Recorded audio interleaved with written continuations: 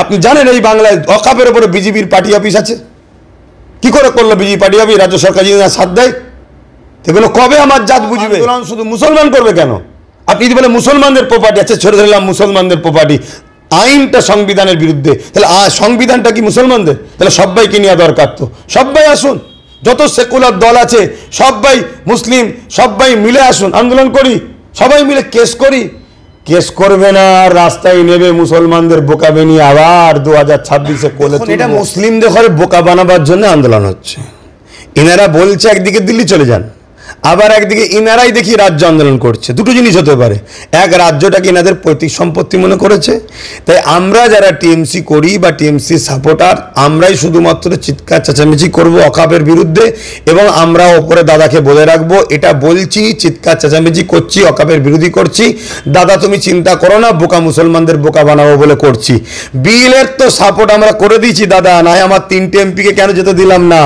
অনেক এমপি গেছে, তারা ভেতরে ভেতরে হয়তো আপনাকেও ভোট দিয়েছে, আপনি কোনো চিন্তা করবেন না। তারপরে আমাদের রাজ্যের যিনি দ্বিতীয় সেকেন্ড হ্যান্ড কি কামান না কি সব বলে আবার, তিনিও তো বিধানসভায় পার্লামেন্টে ছিল কি ছিল না আমি জানি না, যা কোনো বিবৃতি তিনার পাওয়া যায়নি।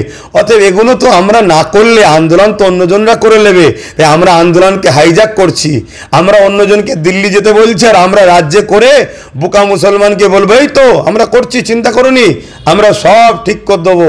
শুধুমাত্র আমাদের নিরীহ মুসলমানকে বোকা বানাবার একটা নাটক চলছে। এই দ্বিচারিতা, এই নাটক থেকে মুসলিম সমাজকে মুখ ফিরিয়ে নেওয়া দরকার এবং এদেরকে ঘৃণা করা দরকার। সমস্ত মুসলিমদেরকে একটাই আওয়াজ তোলা দরকার, 8টা রাজ্য যখন কেস করেছে, রাজ্য সরকার কেন কেস করবে না? 3টে এমপির বিষয়ে কি পদক্ষেপ নিচ্ছেন এবং সমস্ত এমএলএ এমপি কেন কেস করছে না? নিন্দা বিল পাস করে কেন রেজলিউশন করে কেস করতে যাচ্ছে না? এই বিষয়ে সবার আওয়াজ তোলা দরকার। যদি আপনারা ওয়াকফকে বাঁচাতে চান, আপনারা রাজ্য সরকার যিনি বলেছিলেন বিজেপির হাত থেকে বাঁচাতে আমাকে ভোট দাও, আজকে বিজেপি আমাদের দুশ্মনী করেছে, ক্ষতি করছে, বিজেপিকে আমরা জানি আমাদের প্রকাশ্য দুশ্মন, তার বিরুদ্ধে রাজ্য সরকারকে সুপ্রিম কোর্টে পাঠাবার ব্যবস্থা করুন। মুসলিম পার্সোনাল ল ভোটের ডাকে সামনে 26শে এপ্রিল ব্রিগেডের একটা সমাবেশ ডেকেছে, আপনার সাথে কি কোনো আলোচনা হয়েছে? দেখুন, আমি দুঃখিত এই বিষয়ে কোনো বেশি কিছু কথা বলতে, তবে আমি একটা জিনিস দেখে বড় খারাপ লাগলো। 16 তারিখে ইমাম মুয়াজ্জিনদের যে ডাকা হয়েছিল, তারা ইমাম মুয়াজ্জিন কি জানি না কেন হাফ প্যান্ট পরে দেখি অনেকে ঢুকছে, অনেকে মহিলা ঢুকছে। তো এরা কোন মসজিদের ইমাম আমার জানা নাই। এইভাবে ধর্মটাকে যে শেষ করছে, এটা খোদার পক্ষ থেকে আমাদের শাস্তি ভোগ করতে হবে। তবে আমি একটা কথা বলতে পারি, ওখানে মুসলিম পার্সোনাল ল বোর্ডের সম্ভবত সভাপতি সৈফুল্লাহ সাহেব না কি নাম ওনার, তিনি ওখানে মাননীয়াকে একটা গিফট দিচ্ছিলেন এবং তখনই তো মাননীয়া ওই মিটিং থেকেই বললেন দিল্লি চলে যাও। তা উনি তো কোনো রকম কিছু বললেন না যে আপনি কি বলছেন, আমরা আন্দোলন করব না, আমরা এই রাজ্যের নাগরিক, ভোট দিয়েছেন এই রাজ্যের নাগরিক, তো এটা তো গণতান্ত্রিক অধিকার তাদের। তাহলে তানারাই আবার যখন ব্রিগেড ডাকছে, তো এটা ওয়াকফের জন্য হচ্ছে না ওই যেটা বললাম যে কাউকে খুশি করার জন্য হচ্ছে, আমি ঠিক বুঝতে পারছি না। তো এর বিষয়ে আমি বেশি কিছু কথা বলতে চাইছি না, কে যাবে না যাবে, কি করবে না করবে, ওর বিষয়ে আমার কোনো ইন্টারেস্ট নাই। নওশাদ সিদ্দিকী অর্থাৎ ইন্ডিয়ান সেকুলারকে বলে যে বিজেপির দালাল, কিন্তু এই যে ওয়াকফ বিলের বিরুদ্ধে যে 5জন মামলাকারী, তার মধ্যে নওশাদ সিদ্দিকীর নাম রয়েছে। মামলাকারীদের মধ্যে রয়েছে আরজেডি মনোজ ঝা, সংসদ মহুয়া মৈত্র, সিপিএম এর মোহাম্মদ সেলিম, আইএসএফ এর বিধায়ক নওশাদ সিদ্দিকী, ভরতপুরের তৃণমূল বিধায়ক হুমায়ুন কবির। কি বলবেন? দেখুন, যারা বলে নওশাদকে বিজেপির দালাল এটা সেটা, এই নোংরা রুচিকর ভাষার আমি একটাই উত্তর দেবো, যারা বলছে তারা নিজেরাই বিজেপি। না কি করে জানলো আমার বি টিম এটা যে বিজেপির বি টিম, এটা বিজেপি তো বুঝবে। তা যারা এই কথা বলছে তারা নিশ্চয়ই তারা নিজেরাই বিজেপি। আগে স্বীকার করুক আমি বিজেপি, আমি জানি এটা আমার তৈরি করা দল, তাহলে সে কথার মধ্যে একটা দম থাকবে, গুরুত্ব থাকবে। অর্থাৎ যারা এই কথা বলছে তারা নিজেরাই তো বিজেপি। তো বিজেপি বলছে আমার বি টিম, এটা যদি স্বীকার তারা করতে পারে, তারপরে আমি এই বিষয়ে উত্তর দেবো। শেষ প্রশ্ন করবো আপনাকে, আপনার ভাই নওশাদ সিদ্দিকী যে জায়গার বিধায়ক, ভাঙড় বিধানসভা, আমাদের রাজ্যের মুখ্যমন্ত্রী মাননীয়া মুসলিম দরদি, সংখ্যালঘু মুসলিম দরদি, এটা সবাই বলে থাকে, কিন্তু নওশাদ সিদ্দিকী একজন পীর বংশের ছেলে, তিনি ভাঙড়ের বিধায়ক। সেই জায়গায় যখন উনি জেতার পরে প্রথমে কলকাতা পুলিশের আওতায় আনা হলো, তারপরে 1টা থেকে 2টো থানা ভেঙে 8টা থানা করে দেওয়া হলো, স্পেশাল অবজারভার দেওয়া হলো। তাহলে কি মুসলিম প্রেমটা বেশি বলে মনে হচ্ছে ওই জায়গাটায়? দেখুন, যখন শুভেন্দু অধিকারী মমতাকে কিছু বলে, মমতা প্রধান কি বলে? কিছুই আমরা প্রতিক্রিয়া না না, বলে দাদাকে বলে দেবো, তার মানে ওপরে বলে দেবো। শুভেন্দু অধিকারী বা নন্দীগ্রামে যেভাবে জুলুম অত্যাচার এখনো হচ্ছে, সেই জায়গায় কখনো কি একাধিক থানা করার চিন্তা ভাবনা বা কোনো বক্তব্য মমতা ব্যানার্জি দিয়েছে? রাজ্যের সিএম দিয়েছে? দেয়নি। শুনুন, সবার টার্গেট এই সংখ্যালঘু পিছিয়ে পড়া মুসলিম সমাজ শিক্ষা স্বাস্থ্য কর্ম বাসস্থান থেকে পিছিয়ে থাক, তাদের হয়ে কেউ যেন না বলে। নওশাদ সবার হয়ে বলছে, পাশাপাশি মুসলিম সম্প্রদায়ের হয়েও কথা বলছে। তা মুসলিমদের হয়ে একজন সত্যিকারের বন্যওয়ালা দরদি একজন ভাই রয়েছে, তা কি করে তাকে ওই জায়গা থেকে হটানো যায়, তার একটা সাজিশ শুধুমাত্র এতগুলো থানা। এই থানা করার পরতেও মানুষকে নওশাদ থেকে এখনো সরাতে পারেনি।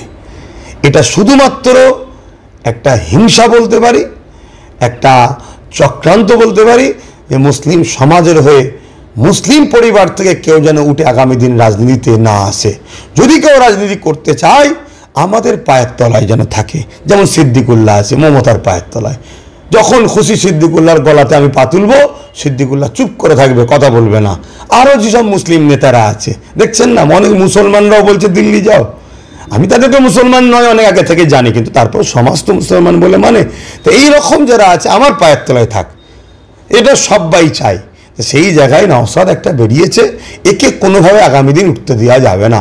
তার জন্য 8টা থানা করো, মানুষকে ছোট ছোট করে বেঁধে রাখো, পেটো, কেস দাও, মারো, নিজেরাই গাড়ি পোড়াও, নিজেরাই কেস দাও, নিজেরাই ভাঙা ভাঙা মোটরসাইকেলগুলো সব যেগুলো থানায় পড়ে আছে নিয়ে জড়ো করে এক জায়গায় লাগা আগুন।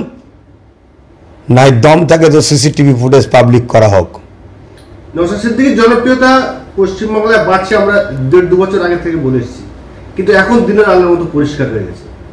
সেই জন্য কি শাসক দলের গাত্রদাহ এত হচ্ছে, যে নওশাদ সিদ্দিক একটা রোগা পাতলা ছেলে, তার এত পশ্চিমবাংলায় যত এমপি এমএলএ আছে সব থেকে জনপ্রিয় তার? দেখুন, এটা তো একটা গাত্রজ্বালা বটেই। দ্বিতীয় নম্বর কথা আপনাকে মাথায় রাখতে হবে, ধরুন আমি আপনাকে 200 টাকা দিয়ে আমার কাজ করিয়ে নিই, আর কেউ একজন আপনাকে এসে বলছে 2 লক্ষ টাকার রাস্তা দেখাচ্ছে, আপনি কি আমার থাকবেন আর 200 টাকায়? তাহলে আমি যে অল্প পয়সায় যে বিজনেস করে আপনাকে লুটছিলাম, এই যে বললেন না মমতা ব্যানার্জি নাকি সংখ্যালঘু দরদি, এনার মতো সংখ্যালঘু বিদ্বেষী নাটক, মানে যে নাটকটা করছে, আমার নজরে ভাই পাচ্ছি না। 10,000 মাদ্রাসা দেবে বলে পুরো মাদ্রাসার শিক্ষাকে শেষ করে দিয়েছে। আপনি বলছেন কেন্দ্র সরকার আইন করেছে মুসলমানদের ঘরে ওয়াকফ বিলের মধ্যে অমুসলিমদের ঢুকাতে হবে, এটা অন্যায়, এর বিরুদ্ধে লড়াই করা দরকার, এই বিলকে বাতিল করা দরকার। সুপ্রিম কোর্টকে আবার ধন্যবাদ জানিয়ে এই জায়গায় ঢুকে দিয়েছে। কিন্তু মমতা ব্যানার্জি অলরেডি পশ্চিমবাংলায় বোর্ডের মধ্যে, ওয়াকফ বোর্ডের মধ্যে হিন্দু ঢুকিয়ে দিয়ে অমুসলিম ঢুকিয়ে দিয়েছে, এটা আপনারা জানেন? কেন জানবেন? ইনি তো ঘুমটা দিয়ে কাজ করছে। ইনার বিষয়ে ইমাম মলি সাহেবরা বলে না, কারণ ইমাম মলি সাহেবের বড় অংশ কিনি পয়সাতে কিনে রেখেছে, আর উনি কিছু বললেই সঙ্গে সঙ্গে চিল্লায়। শোনেন, বিজেপি হলো আমাদের প্রকাশ্য দুশ্মন, আমরা সবাই জানি, কিন্তু ইনি হলেন ছদ্মবেশী বন্ধু সেজে দুশ্মন, এটা আমরা ধরতে পাচ্ছি না। ইনি এমন জায়গায় লিজে আমাদেরকে ফেলবে যে খাত থেকে, যে গর্ত থেকে উঠতে আমরা পারবো না, এটা অনেক আগে থেকে আমি বলছি। যদি শুধরাবার হয় শুধরাক, না শুধরাবার হয় আমি কি করতে পারি, আমার কি করার আছে? 10 বছর ধরে বলছি ওয়াকফ চলে যাচ্ছে, 10 ওয়াকফ চলে যাচ্ছে।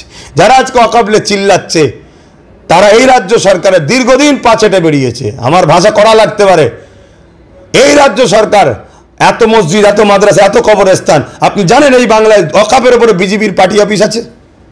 কি করে করলো বিজেপি পার্টি অফিস? রাজ্য সরকার যদি না সাথ দেয়, সেগুলো কবে আমার জাত বুঝবে? যদি না বোঝে, এই জাত ধ্বংস হওয়াটা স্বাভাবিক। এছাড়া আমি আর কি বলতে পারি আপনাদের কাছে? দুঃখের কথা কি বলবো আপনাদের কাছে? এরপরও এখনো অনেক জাত আমার কমের মানুষ আমাকে গাল দিচ্ছে। গত 2 দিন আগে দেখলেন না, মুখ ভর্তি দাঁড়িয়ে মাথায় টুপিলে কলকাতার রাজপথে ওই বিজেপির শাখা সংগঠন বিজেপির মন্ত্রী, টিএমসির শাখা সংগঠন, টিএমসির মন্ত্রীর ডাকে যে মিটিং হয়ে গেল, আমাকে গাল দিচ্ছে প্রকাশ্য। আরে আমি ভুল করে দিচ্ছি, আমায় গাল দিচ্ছে, মা বাপ তুলে গাল দিলি কেন? হ্যাঁ, এটাই তো আদর্শ। দুঃখের কথা কি বলবো ভাই, কিছু বলার নেই। আপনি কি 26-এ ওয়াকআপ নিয়ে ডাকবেন কলকাতায়? 26-এ ও প্রোগ্রাম দেখুন, আমার 2010 থেকে চলছে, হুড়োহুড়িও নয় আস্তে আস্তেও নয়। ভাই গেছে সুপ্রিম কোর্টে কেস করতে, ভাইয়ের কেস করছে, তার একটা ফলাফল হয়েছে নিশ্চয়ই আপনারা শুনেছেন। আগামীতে আরও কেস চলবে, আরও কেস হবে, এবং আন্দোলন যেখানেই যাচ্ছে আমি সেখানেই মানুষকে জাগাচ্ছি। এবং এটা আমার বুঝাতে চাইছি, ওয়াকআপ আন্দোলন শুধু মুসলমান করবে কেন? আপনি যদি বলে মুসলমানদের প্রপার্টি আছে, ছেড়ে দিলাম মুসলমানদের প্রপার্টি, আইনটা সংবিধানের বিরুদ্ধে, তাহলে সংবিধানটা কি মুসলমানদের? তাহলে সবাইকে নেওয়া দরকার, তো সবাই আসুন, যত সেকুলার দল আছে সবাই, মুসলিম সবাই মিলে আসুন, আন্দোলন করি, সবাই মিলে কেস করি। কেস করবে না, রাস্তায় নেবে মুসলমানদের বোকাবে নিয়ে আবার 2026-এ কোলে তুলবো। নাবরে নাবরে নাবরে, আমার ভাড়াটিয়াগুলো গেলি কোথায় রে? এ দালালি যদি জাতি না বুঝতে পারে, জাতি মরাটাই স্বাভাবিক, এছাড়া আর কিছু বলার নেই আমার ভাই। এতে আবার বলবো, জাতি যদি আমায় ভুল বোঝে, আমায় জান খুলে গাল দিয়ে নিস বাবা, আমার মা বাপকে গাল দিস, তাদের কি দোষ?